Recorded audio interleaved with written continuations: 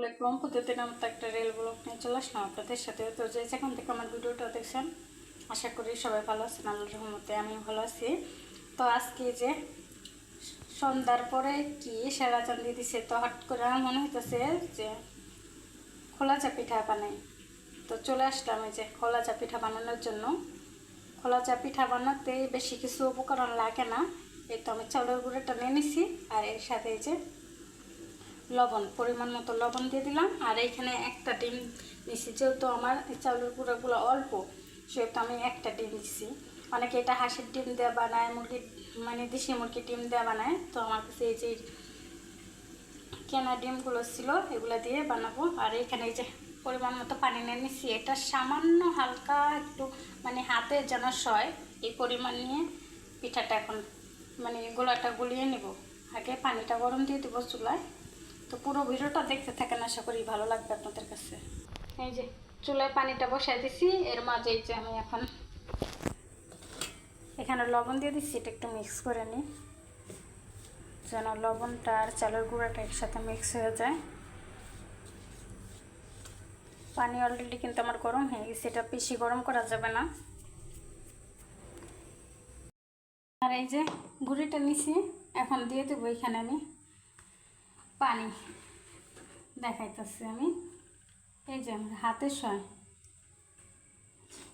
যতটুকু লাগবে আমি এটা দিয়ে দিচ্ছি।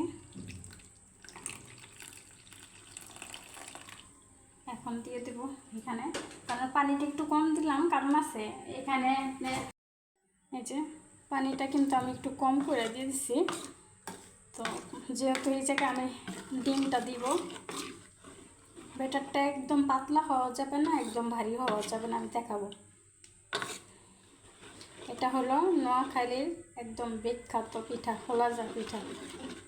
তা এখন কোনো শীত না, কিন্তু এখন গরমকালে, তারপর আমার মনে হলো খোলা চা পিঠা খাই। এই যে দেখেন ডিম একটা দিয়ে দিব।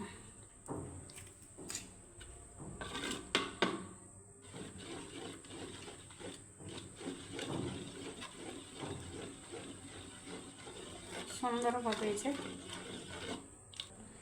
এই যে আমি পানিটা কম দেওয়াতে যেহেতু ডিম ইউজ করছিলাম, এই কারণে কিন্তু ব্যাটারটা একদম পারফেক্টলি হয়েছে। তো আপনারা আপনাদের ঠিক এই যে দেখেন আমি কিভাবে ব্যাটারটা বানাইছি, ঠিক এইভাবে হতে হবে। আমি দেখাবো আমি কীভাবে বানাই। এখন চুলায় খোলাটা বসিয়ে দেব। আর এই যে খোলাটা কিন্তু আমি বসিয়ে দিয়েছিলাম, দেখুন।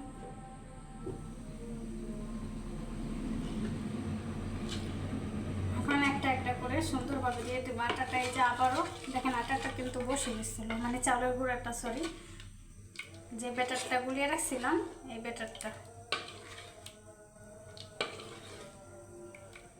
সুন্দরভাবে আবার একটু নাড়াচাড়া করে নিতেছি।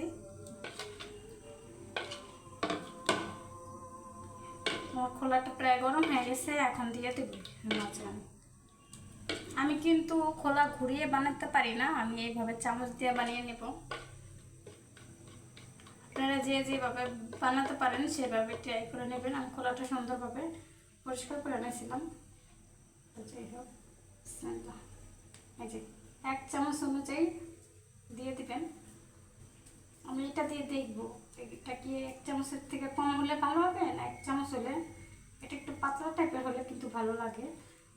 এখন আমি ঢাকনা দিয়ে ঢেকে দেব। ঢাকনা দিয়ে ঢেকে দিলাম, তা একটা দেখা যাক কেমন হয়। আমি ওইটা উঠায় ফেলাইছিলাম, ওইটা আমি বেশি দিয়ে ফেলাইছিলাম, একটু ভারী হয়েছে। তো ভারী টাইপের খোলা চা পিঠা কিন্তু ভালো লাগে না। তো এখন আমি আরেকটা দিয়ে দেবো। যতবারই দিবেন ততবারই ব্যাটারটা এইভাবে চামচ দিয়া একটু নাড়াচাড়া করে দেবেন, তাহলে পিঠাগুলো সুন্দর আসবে। এবার আমি কম করে দিব, 1 চামচ দিব না, আধা চামচ অনুযায়ী দিব।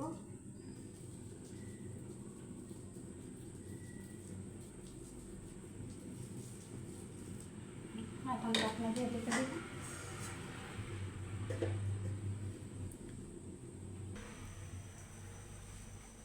দেখেন আমি একটু পানি নিছি হাতে, চায়ের সাইড থেকে এরকম ঢাকনা কিনে দিয়ে দিলাম। এরকম আমি দেখি আর কি যে মুরব্বীরা এইভাবে দিয়ে দেয়, তো আমি ওইভাবে দিয়ে দিলাম।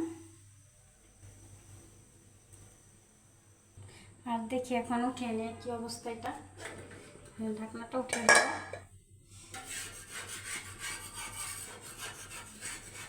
এটা অলরেডি উঠে গেছে, এই যে পারফেক্টলি হয়েছে কিন্তু।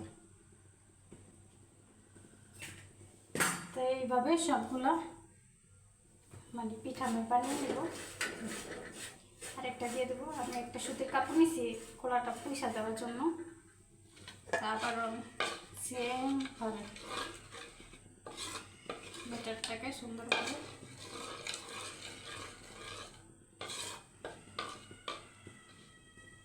তো আমি যেভাবে একবারে এই দেখেন গোলাটা আবারও দেখাতেছি, ঠিক এইভাবে হবে।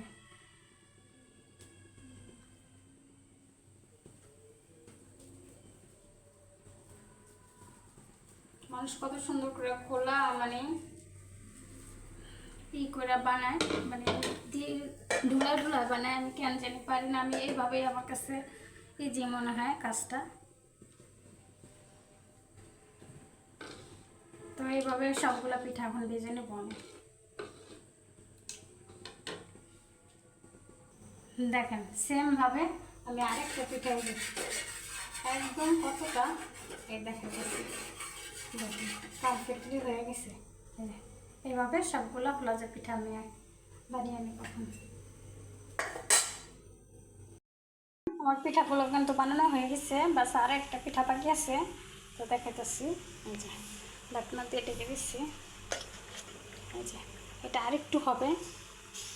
তো কেমন হলো আমার এই ভিডিওটা অবশ্যই কমেন্টে আমাকে জানাবেন। তো যাদের কাছে আমার ভিডিওটা ভালো লাগে অবশ্যই আমার পেজটাকে ফলো করবেন, বেশি বেশি করে আমার ভিডিওটা শেয়ার করবেন। আর ইউটিউব চ্যানেল থেকে দেখে থাকলে সাবস্ক্রাইব করে আসবেন। তো আল্লাহ হাফেজ, সবাই ভালো থাকবেন। ভিডিওটা আমার এই পর্যন্ত।